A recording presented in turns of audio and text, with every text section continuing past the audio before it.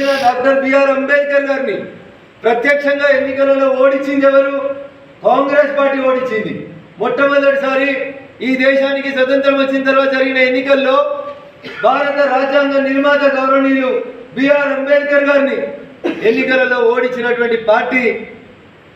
ఇంకా మాట్లాడాలంటే కాంగ్రెస్ వాళ్ళ భాషలో దరిద్రులు ఎవరంటే అది కాంగ్రెస్ తప్ప ఇంకొకటి కాదు. ఏం చేశారు? భారతరత్న ఇవ్వకుండా 55 ఏళ్ళు కాంగ్రెస్ ఈ దేశాన్ని పాలిస్తే డాక్టర్ బిఆర్ అంబేద్కర్ గారికి కనీసం భారతరత్న ఇవ్వాలన్న స్పృహ లేనటువంటి పార్టీ కాంగ్రెస్ పార్టీ. ఇలా రేవంత్ రెడ్డి వచ్చింది భారత రాజ్యాంగం, అంబేద్కర్ గారు ఏదో పెద్ద పెద్ద ముచ్చట్లు చెప్తా ఉన్నాడు. అందుకని ఇవన్నీ మీరు మాట్లాడుతుంటే దయ్యాలు వేదాలు వాళ్ళు ఇచ్చినట్టున్నాయి రేవంత్ రెడ్డి గారు. ఇంకొక ఆయన బయలుదేరాడు, బాత్రూంలో జారి నాటు మీద పడ్డాయని ఒక ఆయన లేచి మళ్ళీ కుంటుకుంటా గెంటుకుంటా కట్టబెట్టుకొని ముచ్చట్లు చెప్తా ఉన్నాడు. అయ్యి అట్లే మాట్లాడుతున్నాడు, కొడుకు అట్లే మాట్లాడుతున్నాడు. జై శ్రీరామ్ అంటే కడుపు నిండుతుందా అని నేను అడుగుతున్నా కేసీఆర్. మరి రోజు మసీదులకు 5 సార్లు అల్లాహు అక్బర్ అంటారు కదా, దాంతో కడుపు నిండుతుందా?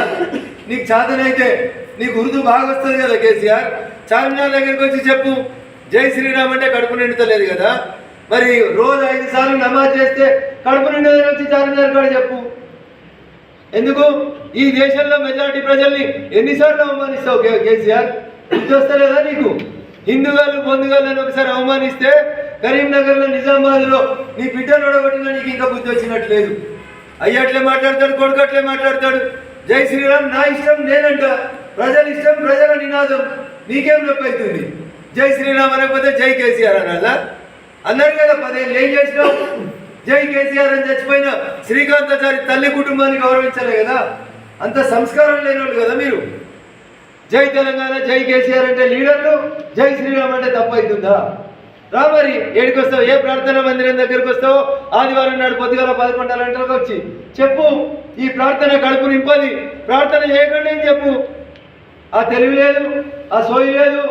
180% ఉన్న హిందువులని అల్కా దొరికిరా మీకు.